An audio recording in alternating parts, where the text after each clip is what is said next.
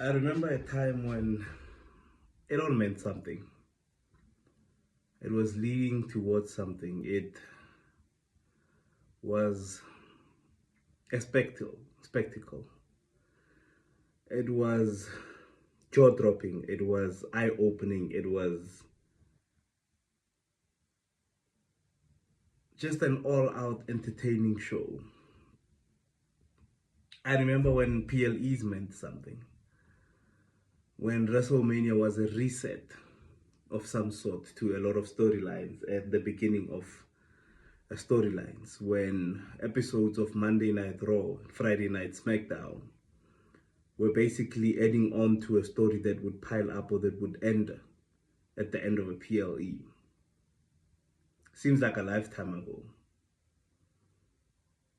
But here we are in the midst of 2026. After so many years of watching wrestling and having so much high expectations for the product and the superstars that it was producing, to get to a point to where I am today, it's just sad.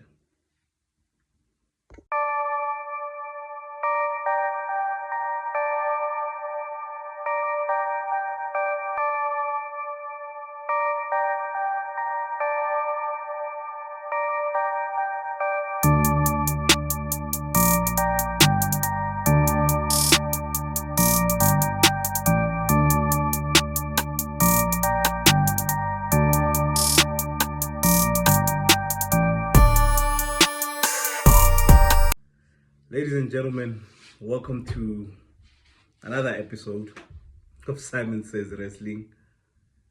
And it's sad, man. It's sad. Ever since WrestleMania 42, we've been watching nonchalant television, nonsensical storylines, repetitive storylines. And it's become hard to even watch the WWE as of late. I can't even get through an entire episode of SmackDown or Monday Night Raw. And yes, I know, just another fan that's complaining about the product. I should probably just tune out and not watch it at all. But it's very hard not to watch the product that you've grown with for so long, that is, I would say, familiar.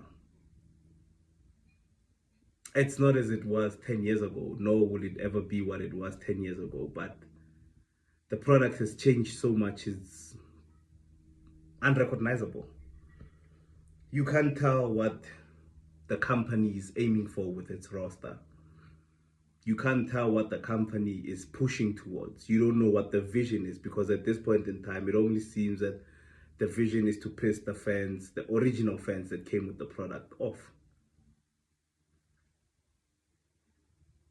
As of late, everything's so meh. WWE is literally depending on people to debunk the small hints to make it stay relevant, to make it make sense as to what they're doing. WWE has lost its connection to the fans, and it's lost its connection to its hardcore day one fans that actually grew up with the product. They don't care anymore. They've made the money that they've needed to make, and they don't care what the usual casual WWE fan thinks. We're in an era where it's more brawls, more bodies going through tables, more aura farming, more no-sells than anything else. In an era where men can retire on the biggest stage of them all, only to return 3 weeks later without any explanation as to why he came back, as to any explanation as to what his plan is going forward.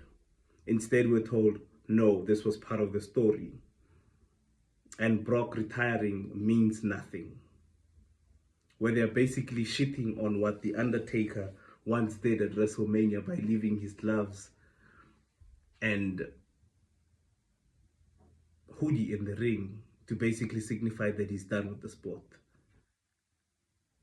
Yes, Undertaker did come back after that, but at least Undertaker had the decency to explain as to how he went out and why he made the decision to come back. With Brock Lesnar, I guess we don't need a reason. I remember when WrestleMania was the end of a lot of storylines and the beginning of new ones. I remember stories being put to an end and a new story basically starting on Monday Night Raw. Now it's just returns. Who's going to return after Monday Night Raw? We're not even looking forward to the next superstar that may be telling the best story after that. WrestleMania should just be cancelled as a wrestling show and just be advertised as an advert show where our sponsors get the limelight and our superstar take the back seat to all the corporations that have made it possible for the show to come on. 3-minute matches, 2-minute matches, 10-minute matches, 7-minute matches. And then after that, when they realize that they fucked up, they try to make corrections on the decision that they've made on the biggest PLE of them all. Saturday night's main event, Backlash and Clash in Italy were nothing but corrections. It was a company who has no creative direction trying to rewrite the history that they've made and the bad memories that they've verbally grazed and imprinted on our brains. It was them trying to make corrections. Oh, we're sorry we gave you a 2-minute match. Let's give you a 10-minute match between the same opponents that we had. Let's actually try and make this a wrestling show. We've gone into an era where Backlash, Clash in Italy, and Saturday night's main event are more digestible than WrestleMania. Let that sink in. Where small PLEs such as Saturday night's main event are more palpable and more watchable than WrestleMania. We come online, we criticize what they do. They complain, they say nothing ever makes us happy. We tell them what we want. We even make hashtags, we even make storylines for them. We suggest what to do with the talent that they have. The saddest part of everything, I do this as a hobby. I watch wrestling as a hobby, as a way to take the edge off, to try and escape some sort of reality. The saddest part is that there's actually people who are employed by this company who have the tools to carry that company but are not given the chance. There's a superstar in that locker room that can tell so many great stories, that can tell so many great, and can even give us great matches. The saddest part is they're not given the chance to do that. I get more of a story watching superstars' Instagram than I do with their wrestling.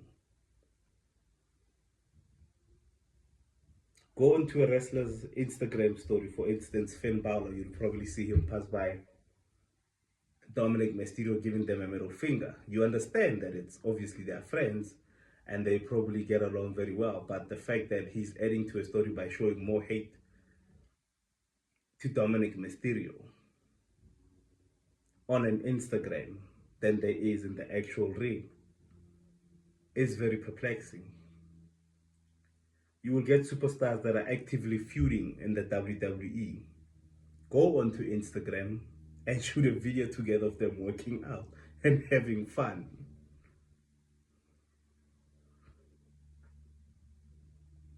It's actually so sad to get to a point in wrestling where the creative team is depending on an AI to tell the storylines. When we've been growing up with so many storylines that you could actually pick out of so many storylines to tell which one that you would actually love the fans to indulge in. Instead, WWE has turned into a family business. It's always been a family business, but now it just seems that we have to focus on one family to depend on main events. Wrestling has become the Rhodes family, this is the Anoa'i family. And if you don't have a royal family or you don't have any lineage in the WWE, I'm sorry for you, they're going to push you to the curb. And in Natalie's case, even though you do have a family and they didn't like that family, you'll still be pushed to the curb. When you don't have family members in boardrooms, when you don't have family members in creative, or you don't have family members in backstage who hold integral roles, you're fucked, my guy. Or my lady. Superstars are idolized for the moments that they've had, not their ability to carry stories. Mr. Cody Rhodes. They are given the pedestal because it is a FU to the company that the person came back from, or from the company that they started. There are a few good wrestlers, there are a few good main eventers left in the scene that we have. As a matter of fact, it's not a few, there's a lot. The company fails to utilize them, and the company fails its talent. When talent is given its whole career to become one of the greatest tag team champions in history, the company doesn't fight for them. The company doesn't even stand up to keep them or to even meet them halfway and understand the frustration with where the company is going and the direction that it's headed in.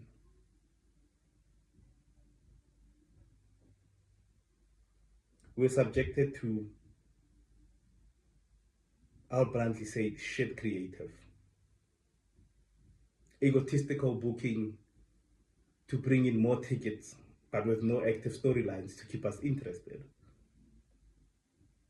The best way to digest the WWE in 2026 is to actually watch the highlights that they have on YouTube.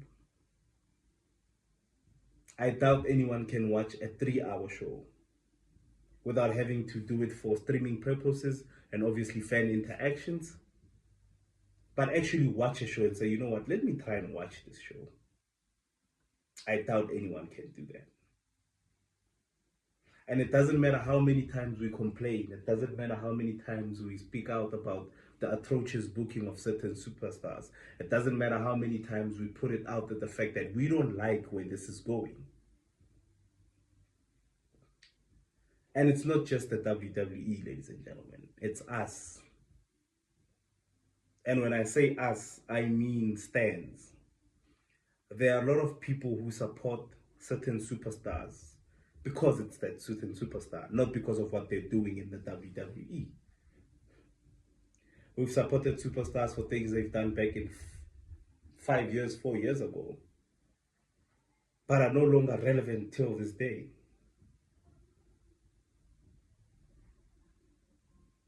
But here we are. The product is hard to watch. The product is hard to digest because we're getting so much repetitive stuff. And you can get away with it once. But the moment you start doing it 2, 3, 4, 5 times, repeating the same cycle, giving the title to the same people, and expecting a different reaction and basically more interest in the product. Why would I watch a product if I know that Roman Reigns is never gonna give up the World Heavyweight Championship to Jacob Fatu? He will never give up power to anyone in his family. He's the only person that can do what he's doing for his family. When they make it a feud to say, I'm doing this to feed my family, is Roman Reigns not doing it to feed Jacob Fatu's family? Are they not in the same bloodline? But hey, island of relevancy. Cody Rhodes. Get attacked, give a speech, win the match, and repeat. Same as that. Huge shout out to JD from New York who pointed out the fact that Cody Rhodes' storylines for the past, I think it was Drew McIntyre, Gunther, and Kevin Owens, who have gotten lawyers involved. The creative team is a shit. It's a shit show. They don't know what they're doing. They don't know what they're aiming for. They're just watching the show to see what gets the loudest crowd reaction so they can recreate that thing over and over and over again. But WWE has become an entrance, a catchphrase, order farming, and no selling, and brawls. This is the 5 WWE magic plan going into any event. They're building up to nothing.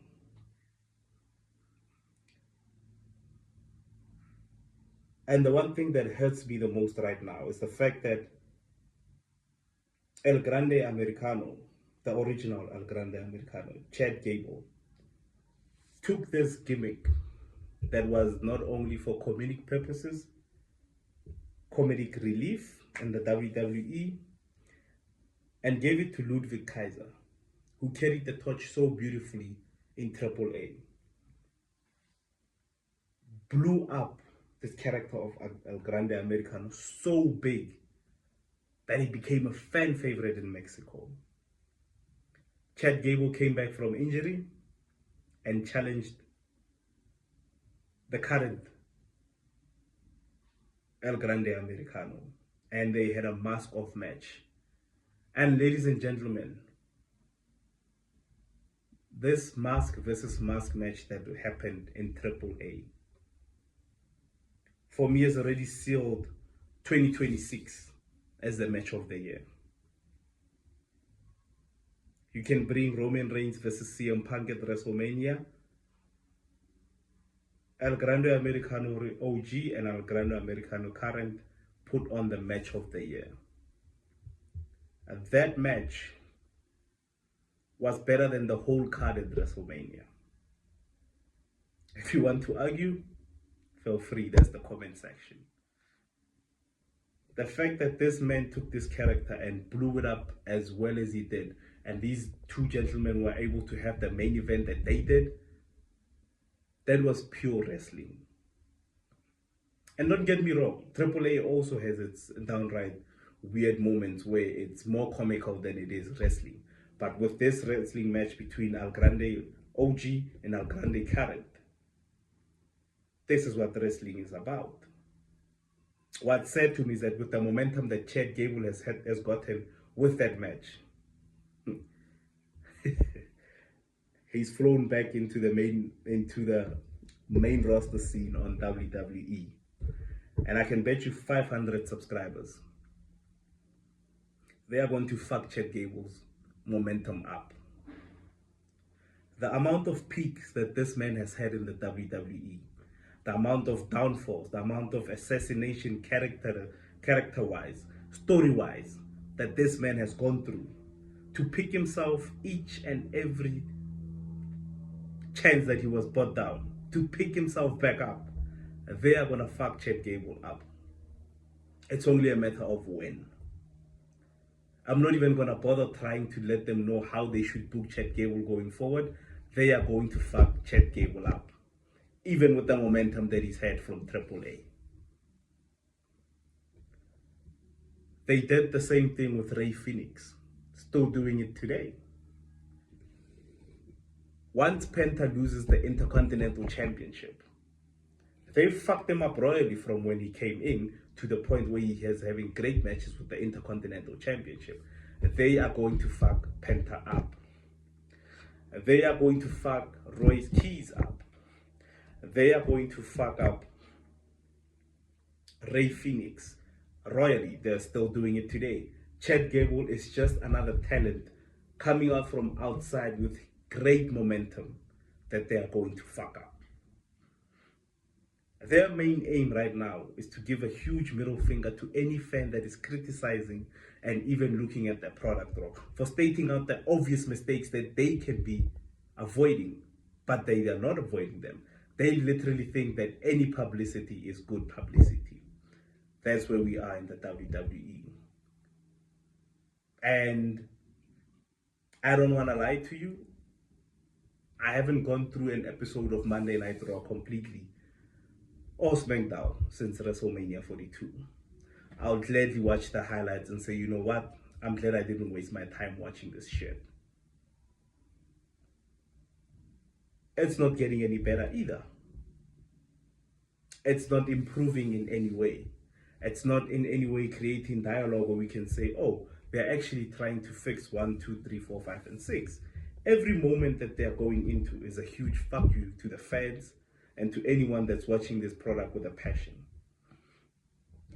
I'm not one for coming onto this podcast or coming onto any sort of social media mainstream and actually swearing and screaming at the top of my lungs. I can't. I'm just disappointed at the fact that this company is going in the direction that it is.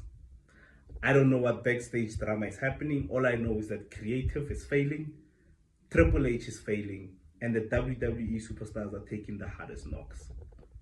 While these fuckers line their pockets with money, increasing ticket sales, increasing ticket prices, but not the quality of the show. I already know how the bloodline story is gonna end. We just need a non-Samoan person to enter into the family once again and break them up from internally. I need a feud with Solo Sikoa, who was competing on Monday Night Raw, but is actually a SmackDown superstar. Brand splits do not exist. Storylines do not exist. If you're a WWE superstar or a wrestler, and you can actually wrestle, you can actually tell a story, that company doesn't want you. How good are you at auto farming? How good are you at no selling? Do you have a nice theme song? Do you have a great catchphrase? And are you good at brawls? If you can cover those 5 categories, you'll make it very well in the WWE.